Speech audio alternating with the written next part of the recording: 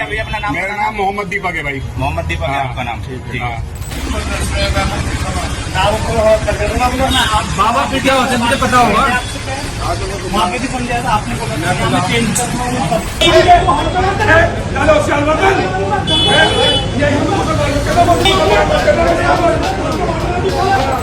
अरे मैं नहीं हट रहा यार, मैं नहीं हट रहा भाई साहब मेरी बात सुन लो।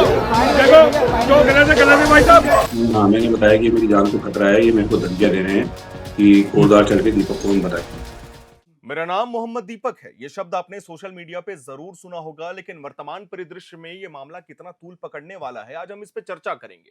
उत्तराखंड के कोटद्वार में एक स्थानीय विवाद अब राष्ट्रीय स्तर पर चर्चा का विषय बन चुका है। ये विवाद 26 जनवरी को शुरू हुआ, जब पौड़ी गढ़वाल जिले के एक बाजार में एक 30 वर्ष पुरानी कपड़ों की दुकान बाबा ड्रेस के नाम को लेकर कुछ लोगों ने आपत्ति जताई और दुकान के मुस्लिम मालिक वकील अहमद से नाम बदलने को कहा गया। इस विवाद में यह सामने आया कि कुछ लोग दुकान के नाम को लेकर नाराज थे और उन्हें लगा कि बाबा शब्द को मुस्लिम दुकानदार नहीं रख सकता है, जिसके कारण महातनाव और बहस का माहौल बन जाता है। उसी दौरान पास में मौजूद जिम संचालक दीपक कुमार ने हस्तक्षेप किया और यह सवाल किया कि अगर दूसरे लोग बाबा नाम का इस्तेमाल कर सकते हैं तो ये क्यों नहीं कर सकता।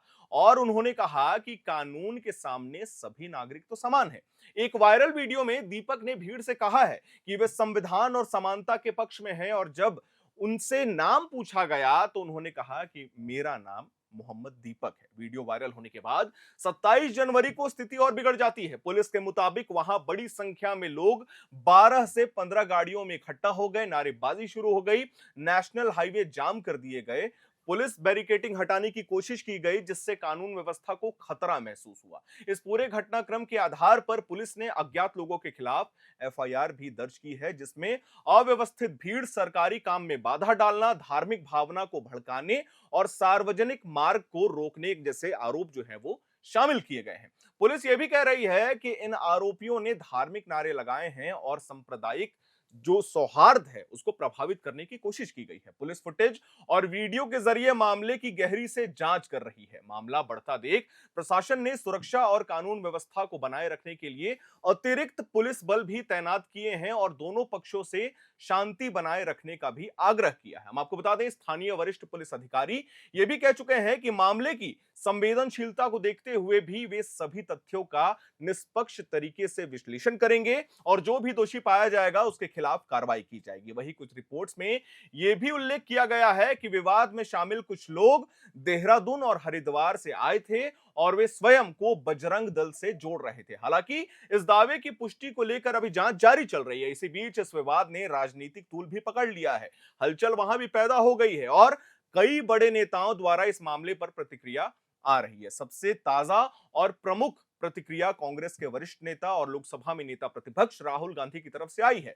उन्होंने सोशल मीडिया प्लेटफॉर्म एक्स पर इस मामले को लेकर एक विस्तृत बयान जारी किया है और दीपक कुमार का समर्थन किया है। राहुल गांधी ने अपने पोस्ट में लिखा कि उत्तराखंड के दीपक भारत के हीरो हैं और वे संविधान और इंसानियत के पक्ष में खड़े हुए हैं। उन्होंने कहा कि दीपक नफरत के बाजार में मोहब्बत की दुकान का प्रतीक है और भारत में यह दिन आए दिन होता जा रहा है और ऐसे लोगों की जरूरत देश को है जो डरे नहीं और संविधान के मूल्यों के लिए खड़े रहें। राहुल गांधी ने इस ट्वीट में राष्ट्रीय स्वयंसेवक संघ, भाजपा और राज्य सरकार पर भी आरोप लगाए हैं। उन्होंने कहा कि संघ परिवार और कुछ राजनीतिक ताकतें देश को विभाजित रखने के लिए समाज और अर्थव्यवस्था में जहर फैला रही है ताकि डर के सहारे कुछ लोग सत्ता में बने रहें। उन्होंने यह भी कहा कि बिना शांति और सामंजस्य के कोई भी देश आगे नहीं बढ़ सकता और विकास सिर्फ एक नारों का महज नारा बन के रह जाएगा। उन्होंने अपने पोस्ट में कहा कि हम तुम्हारे साथ हैं भाई, डरो मत,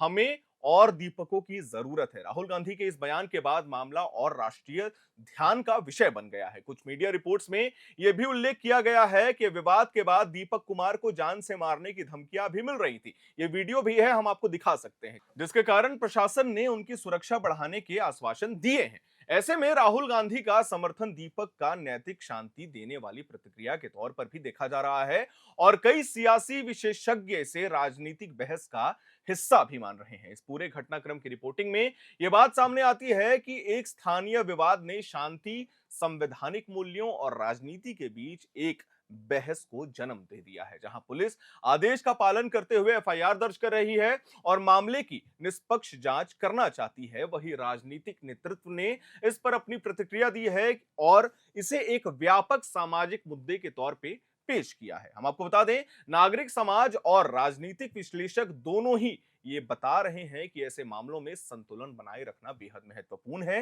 ताकि कानून व्यवस्था प्रभावित ना हो और संवैधानिक मूल्यों की रक्षा हो सके। लेकिन सवाल अब यह है कि क्या इस विवाद की जड़ सिर्फ एक दुकान का नाम था, या फिर ये समाज के उन बड़े मुद्दों को उजागर करता है जो आज देश में जितने भी डर फैला हुआ है या फिर विभाजन की जो स्थिति पैदा हो रही है लगातार, उसका कारण है। क्या संविधान की समानता के सिद्धांत को लेकर बोलकर लागू किया जाना संभव है, या इसे व्यवहार में भी संरक्षित किया जाना चाहिए? यह भी चुनौती है जिसका सामना प्रशासन, न्यायपालिका और सामाजिक तंत्र सभी को करना होगा। हम आपको बता दें, उपायुक्त घटनाएं और प्रतिक्रियाएं यह दर्शाती हैं कि यह घटना केवल स्थानीय रूप से नहीं रहती, बल्कि जब वे संवैधानिक मूल्यों, सामाजिक सहिष्णुता और राजनीतिक एजेंडों से टकराती हैं तो वो राष्ट्रीय मामला का विषय बन के रह जाती हैं। ऐसे में हर नागरिक, प्रशासन और राजनीतिक नेतृत्व का यह कर्तव्य बनता है कि वे इस विवाद को शांतिपूर्ण, निष्पक्ष और संवैधानिक प्रावधानों के अनुसार सुलझाने की कोशिश करें, ताकि